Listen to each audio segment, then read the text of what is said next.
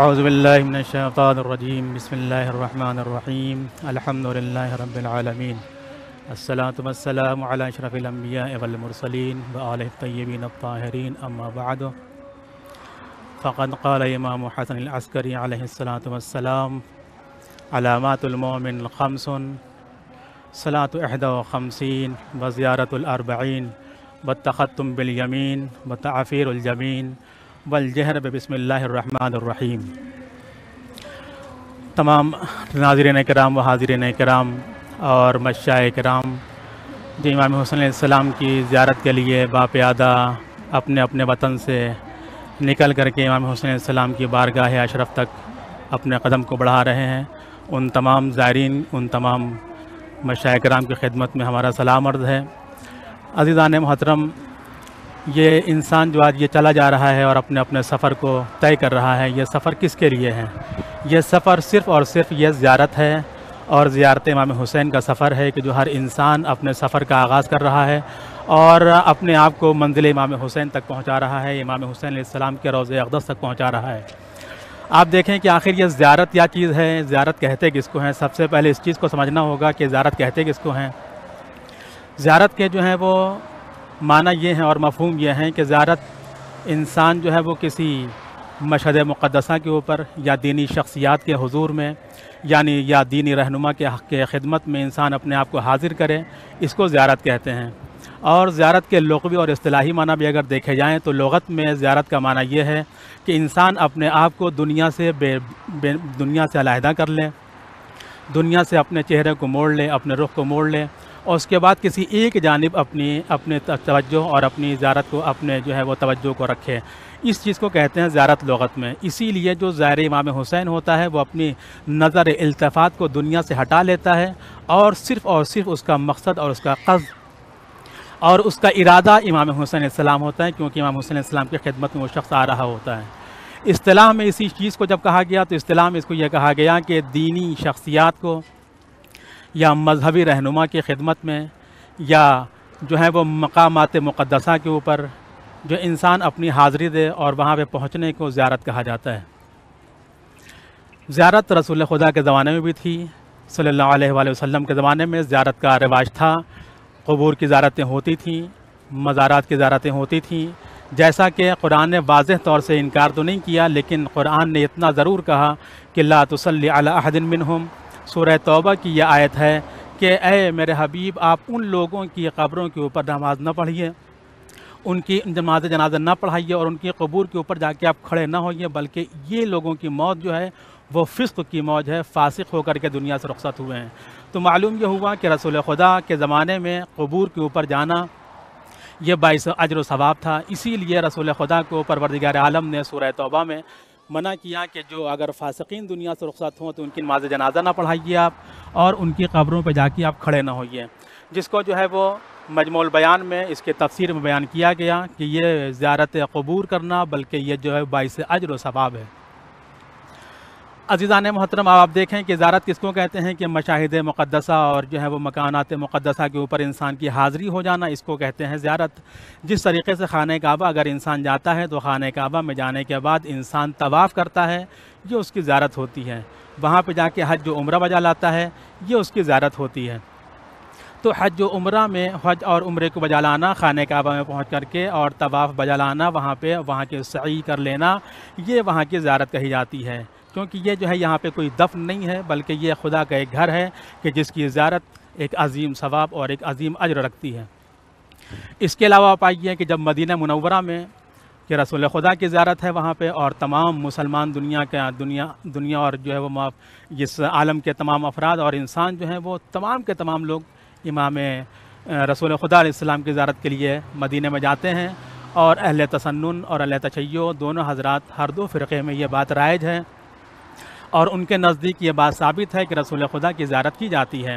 جیسا کہ خود رسول خدا کی یہ حدیث بھی ہے کہ جو امام جعفر صادق علیہ السلام نے ارشاد فرمایا کہ میرے جد رسول اللہ نے فرمایا کہ جو کوئی بھی میری زیارت کے لیے آئے گا تو میں روز قیامت اس کی زیارت کے لیے آؤں گا۔ یعنی آپ نے دیکھا کہ خود رسول خدا ارشاد فرما رہے ہیں کہ میری زیارت کرو، لوگوں کو تشویق دلا رہے ہیں کہ میری زیارت کے لیے آؤ، لوگوں کو جو ہے وہ ان کے اندر یہ کیفیت پیدا کر رہے ہیں کہ جو کوئی میرے زیارت، یعنی زندگی میں بھی انسان جا سکتا ہے زیارت کرنے کے لیے، مرنے کے بعد بھی انسان جا سکتا ہے زیارت کرنے کے لیے۔ اور دونوں صورتوں میں یہ ہے کہ اگر کوئی رسول خدا نے جیسے کہ فرمایا کہ میرے مرنے کے بعد جو میرے زیارت کرے گا میں اس کی زیارت کے لیے آؤں گا، تو کیا مطلب کہ زندگی میں بھی لوگوں نے زیارتیں کی اور زندگی کے بعد مرنے کے بعد بھی لوگ ان کی زیارت کے لیے جاتے ہیں، کہ جو ایک بڑا اجر ہے اور ایک عظیم اجر ہے۔ خود آپ بقیع میں دیکھ لیجئے جناب فاطمہ زہرا کی قبر کے اوپر، کہ ان کی قبر تو نامعلوم ہے، ویسے جو ظاہراً قبر ہمارے سامنے بقیع کے اندر جو قبر ہے اس قبر کا حال کیا ہے کہ وہاں بھی زائرین، چاہنے والے، محبین وہاں جاتے ہیں اور جانے کے بعد وہاں زیارت کرتے ہیں، اگرچہ دور سے کھڑے ہو کر کے زیارت کرتے ہیں، کیونکہ آج کل کے حالات جو ہیں وہ سازگار نہیں ہیں کہ انسان وہاں پہ جائے اور قبر کے اوپر جا کر کے زیارت کرے۔ بہرحال جو حاضر قبر ہمارے سامنے جو ہے بقیع کے اندر، وہاں پہ لوگ جانے کے بعد کھڑے ہوتے ہیں، کھڑے ہو کر کے دور سے زیارت کرتے ہیں، یعنی کہ اپنی حاضری انسان جو دیتا ہے اسی حاضری کو زیارت کہا جاتا ہے۔ اور وہاں پہ کھڑے ہونے کے بعد جب انسان سلام عرض کرتا ہے صاحب قبر کو، صاحب کرامت کو، صاحب شرف کو، جب انسان سلام کرتا ہے تو وہ سلام ہی اس کا جو ہے وہ زیارت کہلاتا ہے۔ چنانچہ آپ جو ہے وہ نجف اشرف میں آ جائیے، امیر المومنین کی زیارت ہے۔ امیر المومنین کی زیارت بھی یہاں پر بھی خود امام حسین علیہ السلام نے ارشاد فرمایا کہ رسول اللہ فرماتے ہیں کہ جو کوئی بھی میری اور علی کی زیارت کرے گا میں روز قیامت اس کی زیارت کروں گا۔ تو آپ نے دیکھا کہ زیارت کی تشویق یہ آج کی کوئی نئی بات نہیں ہے، بلکہ خود رسول اسلام صلی اللہ علیہ وآلہ وسلم نے لوگوں کو تشویق دلائی، اپنے چاہنے والوں کو، اپنی امت کو، اپنے پیروکار کو، اپنے اتباع کرنے والوں کو کہ ہماری اتباع کرو، ہمارا اتباع کرو اور آ کر کے زیارت کرو، یہ خود رسول اللہ فرماتے ہیں۔ چنانچہ جو بھی میری اور علی کی زیارت کرے گا اس کا ضامن اس کی زیارت کرنے کے لیے روز قیامت میں آؤں گا، جو حدیث امام حسین علیہ السلام سے میں نے آپ کے سامنے پیش کی۔ اب آپ آئیے کربلا کے میدان میں، کربلا کے دشت میں، کربلا کے صحرا میں، کہ جو کربلا میں امام حسین علیہ السلام کی زیارت ہے، اور یہ زیارت وہ زیارت ہے کہ امام حسین علیہ السلام کی زیارت تو تقریباً مناسبات کے اوپر آپ کو مل جاتی ہے، کہ جیسا کہ شیخ عباس قمی نے مفاتیح الجنان میں جا بجا ان کی زیارت کا تذکرہ کیا، ہر اس مہینے میں جس میں امام حسین علیہ السلام کی زیارت کا ذکر کیا گیا انہوں نے اس کو ذکر کیا۔ آپ رجب کے مہینے میں آئیے، اول رجب میں امام حسین علیہ السلام کی خاص زیارت ہے، اس زیارت کا اپنا ایک ثواب ہے، اس کا ایک اجر ہے۔ نیمہ رجب میں 15 رجب کو آپ کی زیارت کا ایک اجر ہے، آپ کی زیارت کا ایک ثواب ہے، کہ دنیا نیمہ رجب میں اپنے آپ کو پہنچاتی ہے، 15 رجب کو اپنے آپ کو پہنچاتی ہے امام حسین علیہ السلام کی زیارت کرنے کے لیے۔ اور اگر کوئی شخص امام حسین علیہ السلام کے روضے تک نہیں پہنچ پاتا ہے تو وہ اپنے گھر سے، جہاں اس کا مکان ہے، جہاں اس کی منزل ہے، جہاں اس کا وطن ہے، اپنے وطن سے وہ شخص امام حسین علیہ السلام کی زیارت کرتا ہے۔ اور آپ دیکھیے کہ رجب کے علاوہ پھر شعبان کا مہینہ آتا ہے، شعبان میں 3 شعبان آپ کی زیارت ہے، نیمہ شعبان 15 شعبان آپ کی زیارت ہے۔ یہ ایسی زیارتیں ہیں کہ جس کو لوگ جو ہیں وہ شوق سے آگے بڑھتے ہیں، اور 15 شعبان کی زیارت تو ایسی زیارت ہے کہ جو عراق کے لوگ یہاں پہ مشی کر کے باقاعدہ جاتے ہیں۔ یہ 2 زیارتیں تو یہاں پہ باقاعدہ کہ جو عمومیت رکھتی ہے کہ ایک 40 کی زیارت ہے، اور دوسرے 15 شعبان نیمہ شعبان کی زیارت ہے، کہ جس کے لیے باقاعدہ یہاں پہ سبیلوں کا اہتمام ہوتا ہے، راستے تیار کیے جاتے ہیں، زائرین باقاعدہ امام حسین علیہ السلام کی خدمت میں زیارت کے لیے جاتے ہیں، اور اپنے آپ کو جس طریقے سے بھی ہوتا ہے انسان اپنے آپ کو روضے تک پہنچاتا ہے، زیارت کرتا ہے اور اپنے وطن جاتا ہے۔ یعنی اتنی تاکید 15 شعبان کی زیارت کی بھی کی گئی ہے کہ لوگ مشی کر کے، پیدل چل کر کے، باپیادہ ہو کر کے امام حسین علیہ السلام کی زیارت کے لیے آتے ہیں۔ آپ ماہ رمضان دیکھیے کہ ماہ رمضان میں بھی خود 15 ماہ رمضان المبارک کو آپ کی زیارت ہے۔ اس کے علاوہ آپ دیکھیے کہ جو شبہ قدر ہیں، تینوں شبیں، شب 19، شب 21، شب 23، یہ شبہ قدر میں بھی امام حسین علیہ السلام کی زیارت باقاعدہ طریقے سے لوگ آتے ہیں، دور دراز سے لوگ، اور آنے کے بعد امام حسین علیہ السلام کی زیارتیں کرتے ہیں۔ اس کے علاوہ آپ ماہ شوال میں آئیے کہ ماہ شوال میں شب اول میں اور جو ہے روز اول دونوں دن عید کی شب میں اور عید الفطر کے روز دن میں دونوں زیارتیں باقاعدہ امام کی وارد ہیں، اور جس کا ایک اجر ہے، جس کا ایک ثواب ہے۔ مومنین آتے ہیں، باقاعدہ زیارت سے مشرف ہوتے ہیں، اور مشرف ہونے کے بعد یہاں سے اپنے وطن کے لیے جاتے ہیں۔ پھر آپ ذی الحجہ میں آئیے کہ ذی الحجہ میں خود امام حسین علیہ السلام کی زیارت ہے، روز عرفہ زیارت ہے۔ روز عرفہ کس قدر زیارت کا شرف ہے کہ جو انسان جہاں زیارت کے لیے آتا ہے،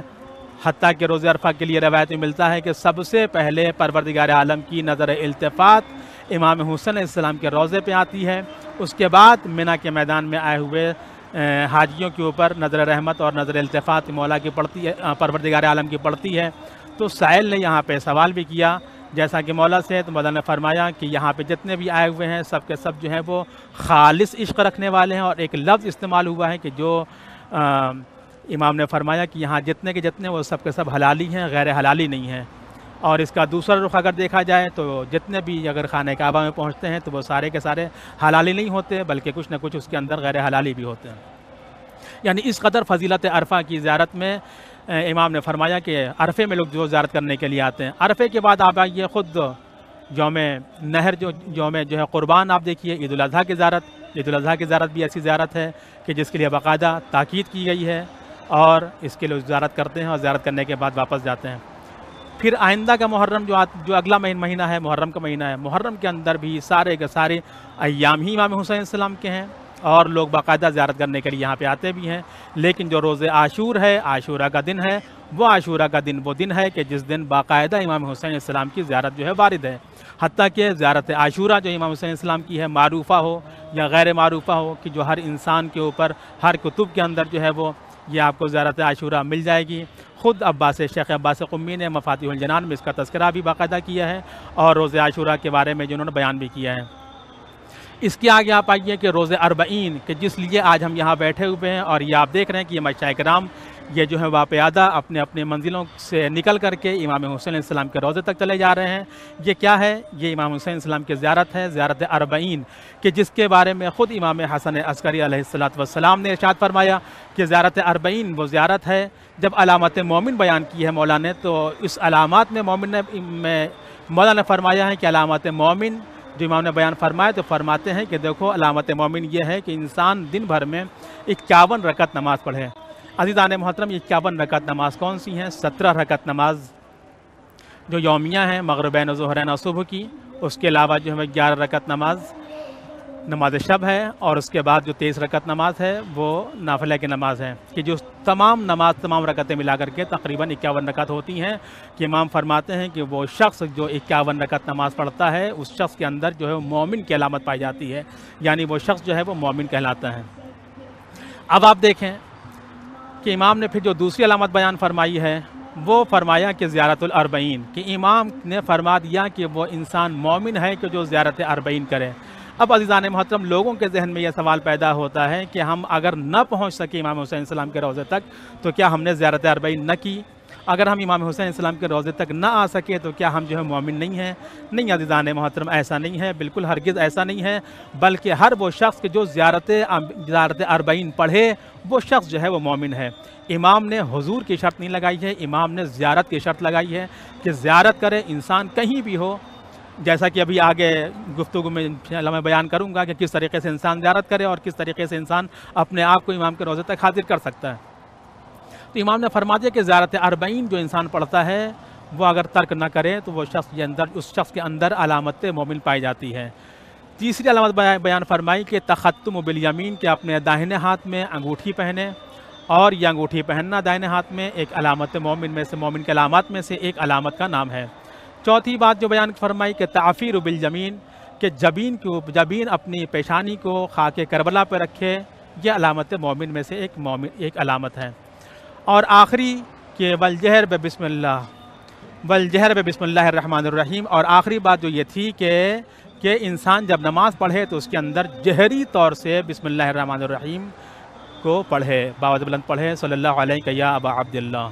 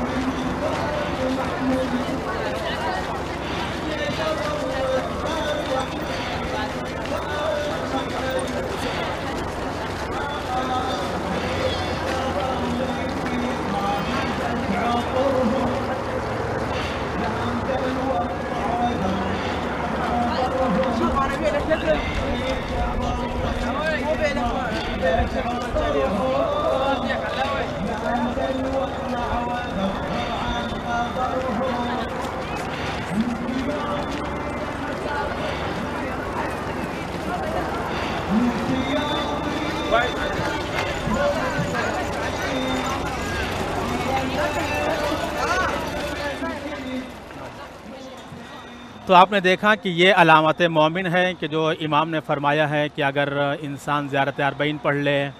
زور سے باواز بلند بسم اللہ کی تلاوت کرے نماز کے اندر، اور 51 رکعت نماز پڑھے، اور عقیق کی انگوٹھی پہنے اور اپنے دائنے ہاتھ میں انگوٹھی پہنے، اور جو ہے وہ خاک کربلا پہ سجدہ کرے، تو یہ علامت مومن ہے۔ عزیزان محترم، یہ زمانہ اربعین کا زمانہ ہے، اور ہم اس وقت جو ہے وہ اربعین کے خاطر یہاں پہ بیٹھے ہوئے ہیں۔ آپ یہ دیکھ سکتے ہیں کہ مشائخ کرام کس کثرت کے ساتھ ضعیف جو ہیں وہ اپنے آپ کو قدم بڑھاتے ہوئے امام کے روضے کی طرف بڑھتے چلے جا رہے ہیں۔ اس میں خواتین بڑھتی چلی جا رہی ہیں، اس میں جو ہے وہ کم سن بچے ہیں، گود کے پالے ہیں۔ جو خواتین اپنے آغوش میں بچوں کو اٹھا سکتی ہیں ان کو آغوش میں لے کے جا رہی ہیں، ورنہ جو اربانہ ویل چیئر ہوتا ہے اس کے اندر بٹھا کر کے خواتین اپنے بچوں کو لے کر کے امام حسین علیہ السلام کی خدمت تک جا رہی ہیں۔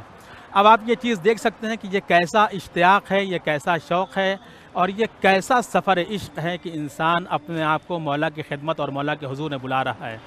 عزیزان محترم، آپ یہ دیکھیں کہ یہ سب سے بڑا اجتماع جو عراق میں ہوتا ہے یہ 15 شعبان کے بعد، یہ 15 شعبان کا یا اربعین کا ہوتا ہے، اور سب سے بڑا اجتماع جو ہے یوم اربعین ہے، اربعین کا اجتماع ہے۔ دنیا کے کونے کونے سے، دنیا کے گوشے گوشے سے انسان کھینچا چلا آ رہا ہے، اور انسان صرف اور صرف اپنے مقصد، اس کا تصور اور اس کی اتجاہ، اس کا مرکز، اس کی نگاہ جو ہے امام حسین علیہ السلام کا روضہ ہے۔ یعنی اپنے آپ کو امام حسین علیہ السلام کے حرم تک پہنچانے کے لیے انسان حتمی کوشش کر رہا ہے، اور جو جہاں سے بھی جس کا وطن ہے، جس کا جہاں گھر ہے، اپنے گھر سے، اپنے وطن سے، اپنی منزل سے انسان نکل رہا ہے، اور مشی کرتے ہوئے، پیدل چلتا ہوا یہ امام حسین علیہ السلام کی خدمت میں پہنچ رہا ہے۔ عزیزوں، دنیا کا سب سے بڑا اجتماع، آپ نے 3 اجتماع ہم نے ابھی تک دیکھے کہ جو دنیا کے اندر 3 اجتماع ہیں۔ ایک اجتماع جو یہاں اربعین کا ہے، دوسرا اجتماع جو ہے وہ سعودیہ میں مکے میں حج کے موقع پہ ہوتا ہے، تیسرا اجتماع جو ہے ہندوستان میں الہ آباد میں کمبھ کے میلے میں ہوتا ہے۔ لیکن ہم نے تینوں آپ جو ہے اجتماع کے اندر آپ یہ ملاحظہ فرمائیں کہ جو حج کا اجتماع ہوتا ہے اس کے اندر بھی کچھ نہ کچھ نقصانات اور کچھ نہ کچھ جو ہے وہ ایسی باتیں ہو جاتی ہیں کہ جس میں شرمندگی کا وہاں کی انتظامیہ کو احساس ہوتا ہے۔ اسی طریقے سے ہندوستان میں الہ آباد کا کمبھ کا میلہ ہے کہ جہاں پہ ایک بڑا اجتماع ہوتا ہے، لیکن وہاں بھی کچھ نہ کچھ ایسے حادثات، ایسی کمیاں اور ایسے حالات پیدا ہوتے ہیں کہ جس کے ذریعے سے انتظامیہ وہاں کے پریشان ہو جاتی ہے، اور وہاں پہ تمام کے تمام سہولیات نہیں دے پاتی ہے، مہیا نہیں کر سکتی ہے۔ لیکن جو یہاں کا اجتماع ہے، عراق کا اجتماع، اور یہ اجتماع اربعین کا اجتماع ہے، یہ اجتماع ایسا اجتماع ہے کہ جس اجتماع میں آپ دیکھ سکتے ہیں کہ دنیا کے گوشے گوشے سے یہاں پہ لوگ آتے ہیں، ہر جگہ سے لوگ آتے ہیں، ہندوستان و پاکستان اور اس کے علاوہ دنیا میں دیگر ممالک سے، یو ایس سے، اور باقی جو ہے وہ ممالک سے، بر صغیر سے، ہر جگہ سے لوگ یہاں پر تشریف لاتے ہیں، اور یہاں کے افراد، یہاں کے لوکل رہنے والے افراد، یہاں کے مجمع، یہاں کے لوگ، یہاں کی انتظامیہ، یہاں کی حکومت، سارے کے سارے لوگ جو ہیں ان کی خدمت کے لیے لگے ہوتے ہیں۔ اور آپ دیکھیے کہ راستے بھر میں کتنے مواقف لگے ہوئے ہیں، کتنی انجمنوں لگی ہوئی ہیں، کتنے سبیلوں کا انتظام کیا ہے، کہیں پہ چائے کا انتظام ہے تو کہیں پانی کا انتظام ہے، کہیں کھانے کا انتظام ہے، سارے کے سارے انتظام ہیں، لیکن کہیں کوئی شکوہ نہیں ہوتا ہے۔ جس زائر سے آپ سوال کریے کہ آپ کو زیارت میں کیسا محسوس ہوا، کوئی تکلیف محسوس ہوئی، تو انسان کہتا ہے مجھے کوئی تکلیف نہیں محسوس ہوئی، ساری چیز کی سہولیات ہیں، سارے انتظامات ہیں، ہمیں کوئی مشکل نہیں ہوئی۔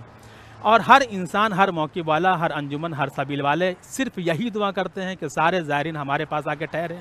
ہمیں ان کی خدمت کا شرف مل سکے۔ یعنی اتنا بڑا اجتماع لیکن کوئی نقصان نہیں۔ ہر انسان یہ تصور کرتا ہے، یہ چاہتا ہے، اس کی خواہش یہ ہے کہ یہ زائر ابا عبداللہ الحسین ہیں، ان کی ہم کو خدمت کا شرف مل جائے۔ یعنی کتنا بڑا شرف یہ انسان کے لیے ہے۔ لیکن جب انسان زیارت کے لیے نکل رہا ہے تو اس کو چند باتوں کا خیال رکھنا چاہیے، چند باتوں کا لحاظ رکھنا چاہیے کہ جس کو آداب زیارت کہتے ہیں، جس کو شیخ عباس قمبی نے اپنی کتاب مفاتیح الجنان میں ذکر بھی کیا ہے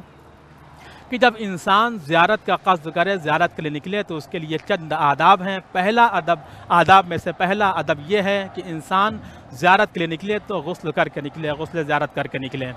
دوسری بات یہ کہ انسان جب راستہ چلے، اپنے سفر کا آغاز کرے تو لغویات سے پرہیز کرے، بیہودہ باتوں سے پرہیز کرے، فالتو باتوں سے پرہیز کرے۔ انسان فالتو باتیں، بیہودہ باتیں، لغویات، گفتگو سے پرہیز کرے۔ انسان ایسی چیزوں سے پرہیز کرے کہ وہ جو زیارت کے منافی ہوں، یعنی کہ جو زیارت کے شایان شان ہوں، ویسی گفتگو کر کے انسان چلے، ذکر خدا کرتا ہوا انسان چلے، تحلیل و تسبیح کرتا ہوا انسان چلے، آیات و حدیث کی تلاوت کرتا ہوا انسان چلے۔ جب یہ انسان اس طریقے سے اپنی زیارت کا آغاز کرے گا، سفر کا آغاز کرے گا، تو وہ سفر اس کا خیر کا سفر ہوگا، اس کی زیارت کی قبولیت کا سفر بنے گا، یہ سفر اس کی زیارت کی قبولیت کی سند بنے گی۔ اس کے بعد جناب شیخ عباس قمی فرماتے ہیں کہ انسان اپنے قدم کو بڑھائے تو آہستہ آہستہ اپنے قدم کو بڑھائے، دھیمے دھیمے انسان اپنے آپ کو بڑھائے۔ کہیں بھی اگر زیارت کے لیے جا رہا ہے تو وہاں پہ عطر کا استعمال کر سکتا ہے، عطر لگا سکتا ہے، لیکن زیارت امام حسین علیہ السلام میں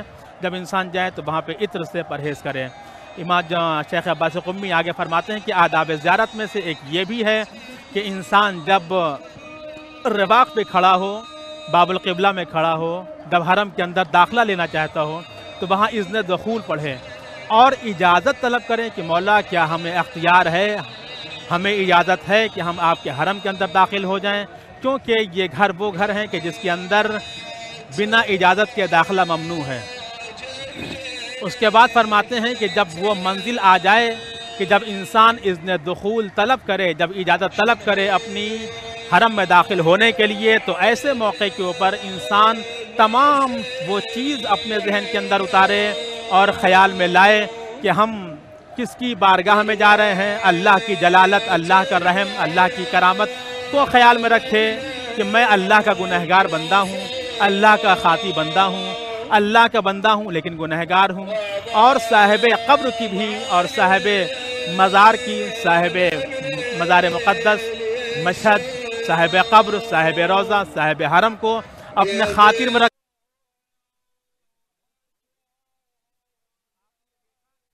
طریقے سے انسان وہاں پہنچتا ہے تو وہاں پہ اپنے آپ کو اس چیز کا خیال رکھیں کہ ہمیں کس کی بارگاہ میں جانا ہے، صاحب روضے کا خیال، اس کی کرامت، اس کی جلالت کو اپنے خاطر میں رکھیں اور اپنے ہر وہ چھوٹے چھوٹے گناہ بھی، اپنے چھوٹے چھوٹی کمیاں، اپنے چھوٹے چھوٹے تساہلیات کو خیال میں رکھیں کہ ہم جب زیارت کے لیے آئے ہیں تو کہیں ایسا تو نہیں ہے کہ ہم نے کسی کا دل دکھایا ہے، کہیں ایسا تو نہیں ہے کہ ہم نے کسی کو تکلیف دی ہے، کہیں ایسا تو نہیں ہے کہ ہماری وجہ سے کسی کا دل دکھا ہوا ہو، ہماری وجہ سے کسی مومن کو تکلیف پہنچی ہو۔ چاہے انسان کسی بھی جگہ سے اپنی جگہ سے نکل رہا ہو یا انسان سفر کے دوران میں جب انسان سفر کر رہا ہے یا مشی کر رہا ہے، انسان حرم تک پہنچنے کے لیے تمام چیزیں راستے بھر کی وہ سوچے یا اپنے مومن بھائیوں کو اپنے دل و دماغ میں لے کر کے آئے کہ ہم نے کسی کو تکلیف تو نہیں دی، ہم نے کسی کو پریشان تو نہیں کیا، ہم نے کسی کا مال تو جو ہے وہ کسی کا واپس لے کر کے واپس نہ کیا۔ یہ تمام چیزیں انسان کو خاطر میں لانا چاہیے، پھر انسان کو اندر جانا چاہیے، کیونکہ اگر کسی بندہ مومن کا دل دکھا ہوگا تو ممکن ہے کہ ہم تو اندر چلے جائیں حرم کے اندر، لیکن ہو سکتا ہے کہ مولا ہماری آمد کو قبول نہ کریں۔ اور رقت قلب کی خاطر انسان کو خضوع و خشوع لانا چاہیے کہ انسان جس قدر خضوع و خشوع کرے گا اس قدر اس کی رقت میں اضافہ ہوگا، اس کی آنکھوں سے اشک رواں ہوں گے۔ جیسا کہ امام سے کسی نے سوال کیا تھا کہ مولا ہماری زیارت قبول ہوئی، ہمیں یہ کیسے پتہ چلے کہ ہم مولا کی زیارت کے لیے گئے اور میری زیارت قبول ہو گئی؟ ہم یہ چاہتے ہیں کہ ہمیں یہ بات معلوم ہو جائے کہ ہم نے مولا کی زیارت کی تو ہماری زیارت قبول بھی ہو گئی۔ تو امام نے فرمایا کہ دیکھو جب تم اذن دخول طلب کرتے ہو تو وہاں پہ تمہیں کھڑے ہونے کے بعد تم جو ہے وہ رقت قلب تمہارے اندر آنی چاہیے، خضوع و خشوع کے ساتھ جب تمہیں رقت طلب ہوگی تو اس وقت تمہیں تمہارے جب آنکھوں سے دل روئے گا، آنکھوں سے آنسو ٹپکیں گے تو یہ تمہیں اذن دخول مل چکا، اجازت مل چکی، حرم میں داخل ہو جاؤ۔ اس کے بعد جب تم حرم میں داخل ہو جاؤ گے تو تم روتے ہوئے داخل ہو، بدخل باقین بخرج باقین، روتے ہوئے داخل ہو اور روتے ہوئے حرم سے باہر نکل جاؤ تو سمجھ لینا کہ تمہاری وہاں پہ زیارت قبول ہو چکی ہے۔ تو انسان جو ہے وہ اپنے تصورات کو خاطر میں لے کر کے آئے، اپنے ذہن میں لے کر کے آئے، دل و دماغ میں لے کر کے آئے اور اس کے بعد جو ہے وہ انسان حرم کے اندر داخل ہو، کیونکہ بہت ممکن ہے کہ اگر ہماری کوئی ایسی خطا، کوئی ایسی بات کہ جو ہماری کوتاہیاں، ہماری کسی کو تکلیف، کسی بندہ مومن کو ہماری ذات سے اگر گزند پہنچی ہوگی، تکلیف پہنچی ہوگی، پریشانی پہنچی ہوگی تو بہت ممکن ہے کہ وہاں پہ امام ہماری آمد کو قبول نہ کریں۔ جیسا کہ خود ابراہیم جمال کا واقعہ جو بہت معروف ہے کہ جناب ابراہیم جمال جو ہیں وہ ایک سادے سے انسان ہیں، ان کی بہت زیادہ جو ہے حیثیت نہیں ہے، اور علی بن یقطین کو جو ہارون رشید کے زمانے کے وزیر ہیں، ایک بڑے عہدے کے اوپر فائز ہیں، ان کی زیارت کے لیے ان کی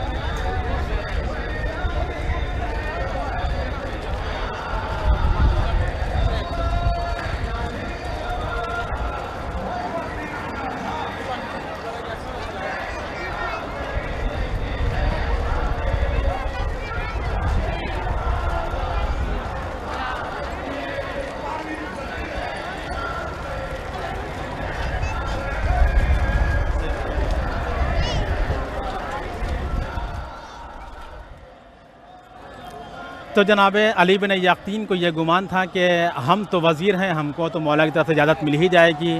لیکن جب وہاں مولا سے ملاقات کرنے کے لیے پہنچے ہیں مدینے میں تو مولا نے ملنے سے انکار کر دیا۔ یہ رات بھر وہیں رکے رہے۔ جب دوسرے دن ملاقات ہوئی ہے تو انہوں نے پوچھا کہ مولا میری غلطی کیا ہے، مولا مجھ سے غلطی کیا ہوئی، میری کوتاہی کیا ہے، میرا گناہ کیا ہے کہ آپ نے مجھ سے ملنے کے لیے منع کر دیا۔ مولا میں جب بھی یہاں پہ آتا ہوں آپ کی ملاقات کے لیے ضرور جاتا ہوں، مولا آخر یہ آج آپ نے مجھ سے ملنے سے انکار کر دیا۔ تو مولا فرماتے ہیں کہ علی بن یقطین میں تمہیں کیسے اجازت دے دوں کہ تب تم نے اپنے کسی ایک مومن بھائی کے حق کو ادا نہ کیا۔ علی بن یقطین پریشان ہو گئے، مولا میں نے کس کا حق ادا نہ کیا، میں نے کس اپنے دینی بھائی کو پریشان کیا، میں نے کس کی حق تلفی کی ہے۔ تو مولا فرماتے ہیں کہ تمہارے پاس ابراہیم جمال آیا تھا، تم نے اس کی حاجت روائی نہیں کی، تم نے اس سے ملنے سے انکار کر دیا، تم نے اس سے ملاقات نہیں کی۔ تم جاؤ پہلے اس سے اجازت طلب کرو، اس سے اپنی گناہ کی جو ہے وہ رفع کرو، اپنی باتوں کو تمام کرو، وہ جب تمہیں معاف کر دے گا تب تم میرے پاس آنا، میں تمہیں معاف کروں گا۔ یہ سننا تھا کہ علی بن یقطین کہتے ہیں مولا یہ کیسے ہو سکتا ہے، اس کا گھر کوفے میں ہے، میں اس وقت مدینے میں ہوں، اور یہ کیسے ممکن ہے کہ میں کوفے پہنچ سکتا ہوں۔ مولا نے کہا ممکن ہے، رات کا وقت ہوگا، بقی میں آنا، اور جب بقی میں پہنچو گے تو وہاں تمہیں ایک ناقہ ملے گی، اس پہ سوار ہو جانا، میرا سلام کہہ دینا، سلام کرنے کے بعد اس پہ سوار ہو جانا، لیکن تم تنہا جانا، تمہارے ساتھ جو ہے وہ کوئی تمہارا محامی نہ ہو، تمہارا کوئی محافظ نہ ہو، تم تنہا جانا، اکیلے جانا۔ علی بن یقطین نے ایسے ہی کیا، شب کا وقت آیا، رات کا وقت آیا، وہ جنت البقیع کے اندر وارد ہوئے، کیا دیکھا کہ وہاں پر ناقہ کھڑی ہوئی ہے، اس ناقہ پہ سوار ہوئے، چند لمحے میں انہوں نے اپنے آپ کو ابراہیم جمال کے گھر پہ پایا۔ گھر کے سامنے انہوں نے باہر ناقے کو روکا، دروازے پہ دق الباب کیا، پوچھا کون، کہا میں علی بن یقطین۔ کہا علی بن یقطین میرے دروازے پہ، یہ کیسے ممکن ہے، تم یہاں پہ کیا کرنے آئے ہو، تمہیں کون سی ایسی حاجت پڑ گئی کہ تم میرے دروازے پہ آ گئے۔ اس نے کہا کہ دروازہ کھولو، مجھے اندر آنے کی اجازت دو، مجھے امام نے بھیجا ہے۔ دروازہ کھولا، بیان کیا کہ میں امام کے دروازے پہ گیا تھا، امام کے در پہ، امام نے میری آمد کو قبول نہ کیا، امام نے ملنے سے انکار کر دیا، کیونکہ میں نے تمہارے دل شکنی کی تھی، میں نے تمہارا دل دکھایا تھا، تم ایک میرے مومن بھائی ہو۔ تو ابراہیم صفوان کہتے ہیں، جمال کہتے ہیں کہ میں نے تمہیں معاف کیا۔ کہا نہیں، معاف تو کر دیا، لیکن اس کی ایک علامت دکھلاؤ کہ جو میں جانے کے بعد امام کے سامنے پیش کر سکوں اور میں بیان کر سکوں امام سے کہ ہاں مجھ کو ابراہیم نے معاف کیا ہے۔ وہ کہتے ہیں میں کیا کر سکتا ہوں تمہارے لیے، بتاؤ کہ میں تمہارے لیے کیا کروں۔ کہا میرے رخسار کے اوپر تم اپنے پاؤں کو رکھو اور پاؤں کو رکھ کے رگڑ دو، تاکہ میں آ کے امام کو دکھلاؤں کہ میں نے ابراہیم سے معافی طلب کی اور ابراہیم نے مجھ کو معاف کر دیا ہے۔ چنانچہ جب یہ بات کہی تو ابراہیم صفوان جمال نے ان کے چہرے کے اوپر قدم رکھا اور اس کو جو ہے وہ ملا، رگڑا، اور جب جناب علی بن یقطین واپس پہنچے ہیں تب مولا نے ان کی معاف کیا، اور اس کے بعد کہا کہ دیکھو کبھی بھی کسی دینی بھائی کا دل نہ دکھانا، کیونکہ دل دکھانے والا جو انسان جب میرے پاس آتا ہے تو میں اس کی زیارت کو قبول نہیں کرتا۔ عزیزان محترم، یہ ایسی زیارت ہے کہ انسان اپنی زیارت کو معتبر بنا سکتا ہے، یہ ایسی زیارت ہے کہ انسان اپنی زیارت کو جو ہے مقدس بنا سکتا ہے۔ انسان اپنی زیارت کے ذریعے سے ثواب، بے شمار ثواب حاصل کر سکتا ہے، عمرے کا ثواب حاصل کرے، انسان جو ہے وہ حج کا ثواب حاصل کرے، بہت سارے ثواب انسان کے لیے۔ یہ ایسی زیارت ابا عبداللہ حسین ہے کہ جس دربار میں آنے کے بعد انسان کو وہ شرف مل جاتے ہیں کہ انسان یہ تصور نہیں کر سکتا ہے۔ پوری زندگی بیت جائے انسان کی، پوری زندگی تمام ہو جائے، عمر تمام ہو جائے، لیکن وہ شرف انسان کو نہیں ملتا کہ جو در امام حسین پہ آنے کے بعد انسان کو شرف ملتا ہے، بلندی ملتی ہے۔ انسان پست ہوتا ہے، بلند ہو جاتا ہے یہاں پہ آنے کے بعد، ادنا انسان ہو یہاں پہ اعلیٰ ہو جاتا ہے انسان، اگر بے زر ہے تو یہاں پہ صاحب زر بن جاتا ہے وہ انسان۔ یہ در وہ در ہے کہ یہاں پہ جو ہے وہ ترقی ہی ترقی ہے، یہاں تنزلی نہیں ہے، یہاں پہ بلندی ہی بلندی ہے، یہاں پستی نہیں ہے، یہاں پہ شرف ہی شرف ہے، یہاں پہ بے شرف انسان کو شرف ملتا ہے۔ انسان کو توفیق ہونی چاہیے کہ انسان یہاں تک پہنچے۔ امام حسین السلام کی زیارت کا ثواب اس قدر ثواب ہے کہ حج کا ثواب ہے، عمرے کا ثواب ہے۔ خود رسول خدا جو ہیں وہ امام جعفر صادق علیہ السلام سے حدیث ہے کہ فرماتے ہیں کہ رسول خدا اپنے نواسے کو اپنے آغوش میں لیے بیٹھے ہوئے تھے، انہیں بوس و کنار کر رہے تھے، چاہ رہے، پیار کر رہے تھے، ان کے ساتھ کھیل رہے تھے۔ اسی درمیان میں ان کی ازواج میں سے ایک زوجہ آئیں اور آنے کے بعد کہتی ہیں کہ یا رسول اللہ اس بچے کو آپ کس قدر چاہتے ہیں، کس قدر چاہتے ہیں اس بچے کو؟ تو رسول خدا جو ہیں برہم ہو گئے اور رسول خدا نے فوراً فرمایا کہ ویلک وکیف لا احبہ، کہ تم پہ افسوس ہے کہ میں اس بچے سے کیسے محبت نہ کروں، کیونکہ میرا بیٹا یہ بیٹا وہ ہے کہ جس کو میری ہی امت کے افراد اس کو جو ہیں وہ بے ظلم و خطا اس کو قتل کریں گے، یہ کربلا کے میدان میں قتل کیا جائے گا، لیکن اس کے قتل ہونے کے بعد جب مومنین اس کی زیارت کے لیے جائیں گے تو ان کا ثواب کس قدر ہوگا کہ میں ان کو اپنے حج میں سے ایک حج کا ثواب دوں گا۔ یہ سننا تھا تو فوراً تعجب سے وہ کہتی ہیں کہ یا رسول اللہ اپنے حج میں سے ایک حج کا ثواب دیں گے؟ رسول اللہ نے کہا ہاں، تعجب کس چیز کا؟ میں اپنے حج میں سے 2 حج کا ثواب دوں گا۔ پھر تعجب اور حیرت میں آنے کے بعد پوچھا یا رسول اللہ 2 حج کا، اور اپنے حج میں سے آپ ان کے حج کا ثواب دیں گے؟ کہاں 2 نہیں بلکہ 4 حج کا ثواب دیں گے۔ امام جعفر صادق علیہ السلام فرماتے ہیں کہ وہ زوجہ تعجب کرتی چلی گئی، حیرت پڑھتی چلی گئی، اور رسول اللہ نے حج بڑھانا شروع کر دیا، یہاں تک کہ 90 حج کا ثواب رسول اللہ نے بیان فرمایا کہ میں اپنے حجوں میں سے 90 حج اس کو دوں گا کہ جو میرے اس بیٹے کی زیارت کے لیے کربلا آئے گا۔ تو عزیزان محترم، آپ نے دیکھا کہ یہ کس طریقے سے زیارتوں کا ثواب جو ہے وہ زیارت امام حسین علیہ السلام میں ثواب بڑھتا چلا گیا، اور زیارت کرنے والے انسان زیارت کرتے چلے گئے۔ عزیزوں، انسان کو چاہیے کہ اپنی زیارت کو ایسے ہی زیارت بنا دے کہ انسان کی یہ زیارت وہ زیارت ہو جائے کہ انسان کو حج بھی ملتا رہے، ثواب بھی ملتا رہے۔ عزیزان محترم، یہ زیارت وہ زیارت ہے کہ ابو ہاشم جعفری کہتے ہیں کہ جب میں مولا کی زیارت کر کے جب واپس پہنچا ہوں مدینے، تو امام جعفر صادق علیہ السلام نے اپنے قد سے کھڑے ہو کر کے میرا استقبال کیا، گھر سے باہر آ کے استقبال کیا۔ یعنی آپ نے دیکھا کہ جب انسان زیارت کرنے کے بعد واپس جاتا ہے تو امام اس کا استقبال کرتے ہیں، اور وہ کون امام؟ جو وقت کا حاضر امام ہوتا ہے وہ اس کا استقبال کرتا ہے۔ ابو ہاشم جعفری کہتے ہیں کہ میرا قد سے کھڑے ہو کر کے مولا نے میرا احترام کیا، میرا استقبال کیا، مجھے جو ہے وہ میری پیشانی چومی کہ تم جو ہے وہ زائر امام حسین علیہ السلام ہو۔ یعنی کہ امام جعفر صادق علیہ السلام نے یہ بتا دیا کہ دیکھو یہ زائر امام حسین کے ساتھ ساتھ زائر خدا بھی ہے یہ، کیونکہ آپ ارشاد فرماتے ہیں کہ من زار قبر الحسین ابن علی کانا کمن زار اللہ فی عرشہ، کہ جو کوئی بھی امام حسین علیہ السلام کی زیارت، ان کی قبر کی زیارت کر کے آتا ہے، گویا کہ وہ اس نے اللہ کی اس کے عرش کے اوپر زیارت کی ہے۔ عزیزان محترم، دوسری روایت ملتا ہے کہ مع رسول اللہ، کہ رسول خدا کے ساتھ زیارت کی ہے۔ انسان اپنی زیارت پہ فخر کرتا ہے کہ میں نے فلاں سن میں زیارت کی تھی، میرے ساتھ فلاں رئیس زادے تھے، میں نے فلاں سن میں زیارت کی تھی، میرے ساتھ فلاں شخصیت تھی، میں نے جب زیارت کی امام حسین السلام کے ساتھ تو میرے ساتھ سیاسی افراد تھے۔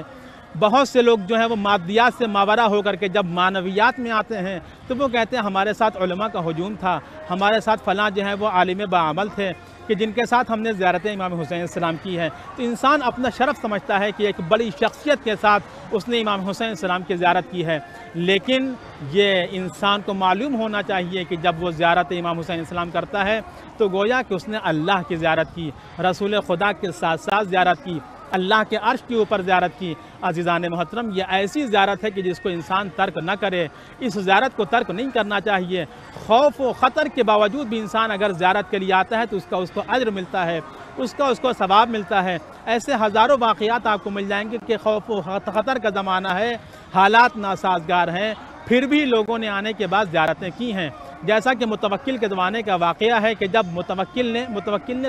نے بہت کوشش کی کہ امام حسین السلام کی زیارت رک جائے، کوئی انسان زیارت کے لیے نہ جائے، اس کی اپنی جتنی کوشش ہو سکتی تھی کوشش کی، پہلے تو ممانعت کر دی، کوئی بھی امام حسین کی زیارت کے لیے نہیں جائے گا، اور جب ممانعت کے بعد بھی لوگ جو ہے بڑھنے لگے، زیارت کرنے لگے، تو اس نے پھر منع کر دیا کہ دیکھو اب جو بھی جائے گا وہ جو ہے وہ ٹیکس، اس کے بعد جو ہے وہ انسان جو بھی جائے گا وہ ٹیکس دے کر کے جائے گا، ٹیکس دینے کے بعد اس کے بعد جو ہے وہ اس نے قانون لگایا کہ ہاتھ کٹوا کر کے جائے گا۔ عزیزان محترم، تو زائرین جو ہے وہ آتے رہے اور زیارت کرتے رہے۔ عزیزان محترم، آپ دیکھیں کہ کس طریقے سے لوگوں نے زیارت کی ہے۔ یہ سفر عشق ہے، یہ سفر جذبہ حسینی کا سفر ہے۔ اس سفر میں انسان جو چاہتا ہے وہ ملتا ہے، انسان جو تصور کرتا ہے وہ ملتا ہے، انسان جس چیز کی خواہش کرتا ہے وہ انسان کو ملتا ہے، انسان جو چیز طلب کرتا ہے انسان کو مل جاتی ہے، انسان کو بھوک لگی کھانے کے اہتمام میں ہو جاتا ہے، انسان کو پیاس لگتی ہے پانی مل جاتا ہے، انسان جو چیز بھی چاہتا ہے استراحت کرنا چاہتا ہے اس کے لیے استراحت کا سامان فراہم ہو جاتا ہے۔ تو عزیزان محترم، یہ وہ سفر ہے کہ جہاں پر انسان کی ہر خواہشیں پوری ہوتی ہیں، تو ایسے سفر اربعین میں اگر انسان اپنی تمام خواہشیں جو مادیات کی خواہشات ہیں اس کی جب پوری ہو جاتی ہیں تو معنوی سفر اگر انسان کرے، امام زمانہ عجل اللہ تعالیٰ فرجہ الشریف کی اگر دعائے ظہور کا سفر کہ دعائے ظہور کی طلب کرے، ظہور کی دعا کرے تو کیوں نہ امام کا ظہور ہو جائے۔ اور بہت ممکن ہے کہ انسان اگر جو ہے اپنے امام وقت کی زیارت کے لیے مشتاق ہو، تمنا کرے کہ یا اللہ کہ میرے وقت کے امام سے میری ملاقات کرا دے، تو کیا اس امام سے انسان کی ملاقات نہ ہوگی؟ کیونکہ جب مادیات انسان کی پوری ہو سکتی ہیں تو معنویات بھی انسان کی ضرور پوری ہو سکتی ہیں۔ بہت ممکن ہے کہ انسان کی، اور یہ حتماً اور یقیناً ہے کہ انسان کی ملاقات امام زمانہ سے ضرور ہوگی، اور جب انسان کبھی امام زمانہ کو دیکھے گا تو وہ کہے گا ارے میں نے تو ان کے ساتھ جو ہے فلاں موقف میں میں ان کے ساتھ بیٹھا ہوا تھا، میں ان کے ساتھ فلاں موقف میں ہم سفرہ تھا، میں ان کے ساتھ فلاں دسترخوان پہ تھا، میں نے ان کے ساتھ چائے پی ہے۔ لہٰذا انسان یہ راستہ وہ ہے کہ جہاں پہ امام سے ملاقات ہوتی ہے، کہ جیسا کہ خود آیت اللہ بحر العلوم کی اسی راہ نجف و کربلا کے درمیان میں امام زمانہ سے ملاقات ہوئی تھی۔ لہذا انسان دعا کرتا ہوا چلے کہ ہماری ملاقات امام زمانہ سے ہو جائے، اور ہم بھی دعا کرتے ہیں کہ ہر انسان کی یہ زیارت قبول ہو، امام زمانہ کے ظہور میں تعجیل ہو، تمام زائرین امام حسین علیہ السلام کی زیارت قبول ہو، اور جو لوگ نہیں آ سکے ہیں ان کو زیارت کرنے کے توفیق مل سکے، جو لوگ ہمیشہ آتے تھے وہ نہیں آ سکے تو وہ بھی جو ہے وہ زیارت میں ان کے طرف سے ہم شریک ہیں، ان کی حق میں دعا کرتے ہیں۔ وصلی اللہ علیہ یا رسول اللہ و یا ابا عبداللہ الحسین۔